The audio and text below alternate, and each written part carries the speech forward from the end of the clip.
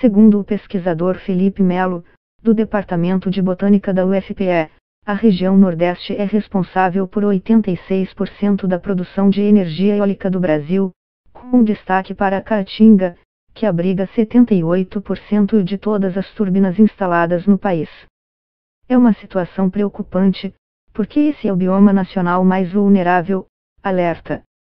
Ele totaliza menos de 10% das áreas legalmente protegidas, das quais apenas 2% estão na categoria de estritamente protegidas. O objetivo do trabalho foi avaliar o potencial conflito de interesses entre o setor eólico, que envolve empresas do setor privado, e os governos, tanto o local quanto o federal, e o de conservação da Caatinga. A sobreposição de áreas de interesse desses dois setores pode ser fonte de atrito, quando elas se chocam, diz Melo. Daí, geralmente o lado mais fraco, que sempre é o ambiental, perde. A pesquisa abrangeu toda a Caatinga, que corresponde a uma área de mais de 800 mil km, e todos os mais de 6 mil aerogeradores atualmente instalados e os quase 15 mil a serem construídos. As fazendas podem ter de 100 a centenas de torres, ocupando vastas áreas. Analisamos basicamente a localização de todos os empreendimentos eólicos no bioma, desde os já em operação até os que estão autorizados e em fase de planejamento, explica Melo. Mostramos que há uma enorme quantidade de usinas eólicas em áreas de interesse para a conservação. Concluímos também que existem 11 milhões de hectares de áreas de alta e extremamente alta importância para a conservação que possuem ou possuirão esses empreendimentos. Por isso, ele diz que as fazendas eólicas têm um lado ruim, que precisa ser entendido pela sociedade. Gerar energia renovável mediante a força dos ventos é uma importante estratégia para que o Brasil cumpra com suas metas de desenvolvimento sustentável e precisa ser estimulada, reconhece. Mas, apesar de renovável, ela não é inofensiva à natureza. Há impactos sobre a fauna, principalmente morcegos e aves, que controlam pragas. Eles se chocam contra as pás das hélices e morrem.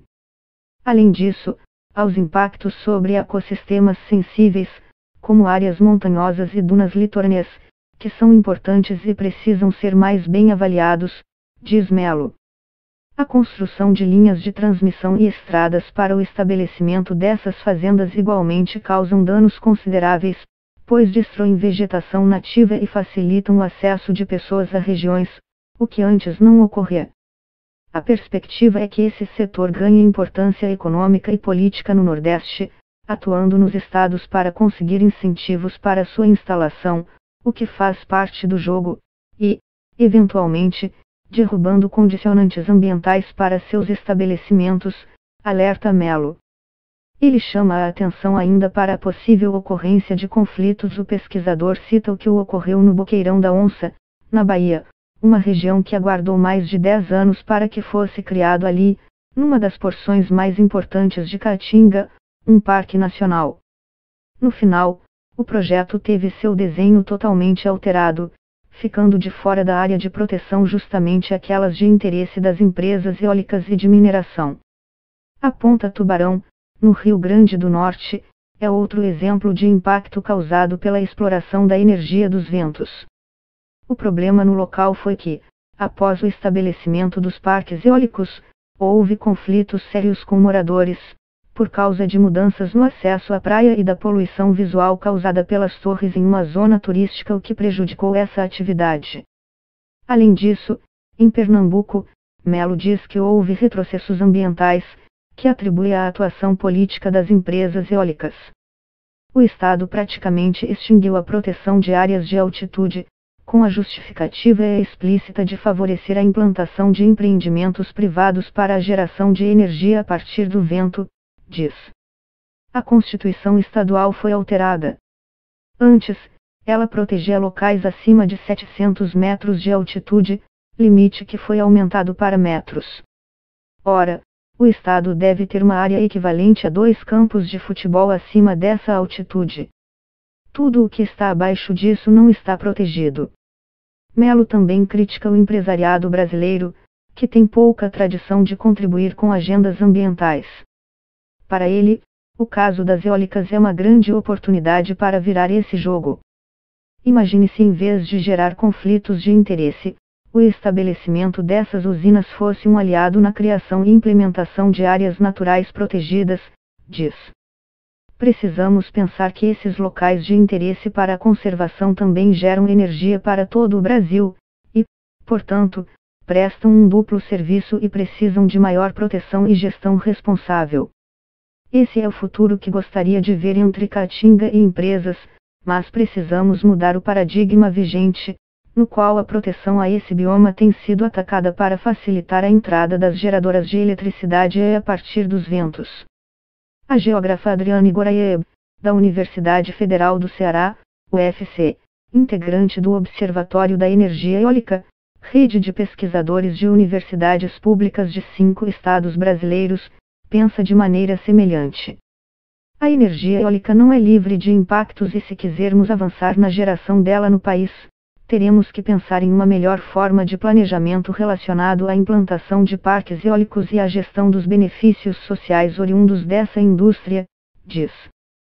Entre os principais impactos, Goraieb cita a emissão de ruído pelas hélices das torres, com consequências negativas para a saúde humana como distúrbios do sono, enxaqueca e estresse, interferência nas rotas de aves, modificação da paisagem natural e estresse cultural, com conflitos comunitários associados à alteração do modo de vida tradicional, pescadores, quilombolas, indígenas, e danos aos sistemas ambientais litorâneos, que levam ao desmonte e à compactação de dunas e do solo, aterramento de lagoas interdunares e remoção de vegetação.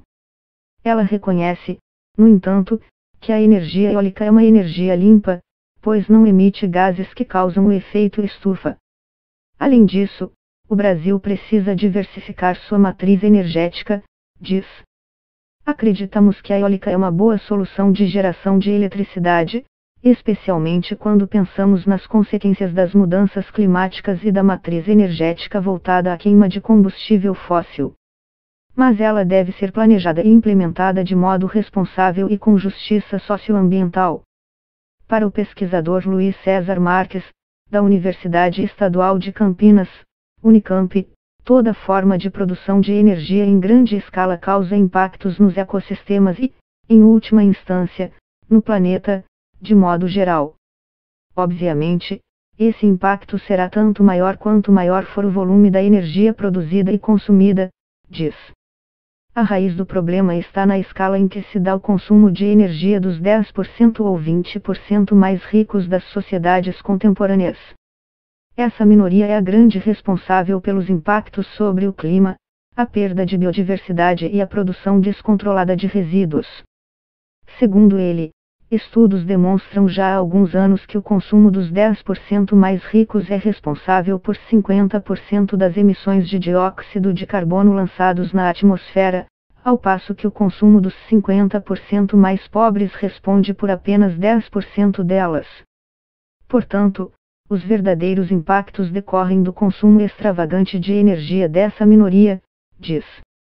Mas há ainda outro fator: a velocidade alta da transição de matriz energética exigida pela emergência climática. Quanto mais rápida ela for, mais impactos causará, porque menos tempo será consentido à adaptação. Apesar disso, Marques afirma que mudar a matriz energética é a única saída. Continuar nos combustíveis fósseis significa nos condenar a curto prazo a aquecimentos superiores à nossa capacidade de adaptação, explica. Se tivéssemos iniciado a transição energética 30 anos atrás, estaríamos hoje na posição de escolher entre diversas opções. Agora, a escolha é entre o ruim e o péssimo. Péssimo é a civilização termo fóssil em que estamos todos naufragando. Diante disso, tudo o que nos ajudar a escapar da armadilha dos fósseis é positivo. Marques minimiza, no entanto, o impacto dos parques eólicos nas populações de animais alados. Os pássaros morrem muitíssimo mais vítimas de gatos domésticos e ferais e por colisões com vidros e paredes espelhadas das cidades do que por qualquer outra razão, afirma. Os números são acachapantes.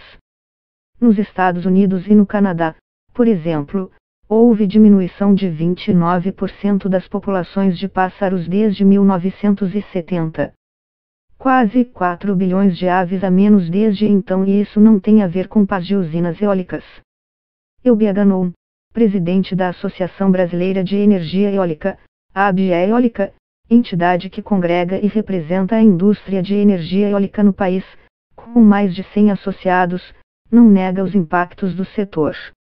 Mas lembra que não existe nenhuma atividade econômica que não cause interferências ambientais, que podem ser maiores ou menores, dependendo de cada uma. O impacto depende do recurso que é usado. Combustível fóssil produz CO2. No caso da produção de energia renovável, você também gera CO2 ao produzir os equipamentos. Depende do que a sociedade escolher, sol ou vento, diz.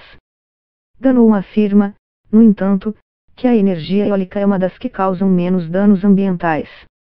Em um parque de geração, apenas de 3% a 5% da área são efetivamente ocupados pelas torres, diz.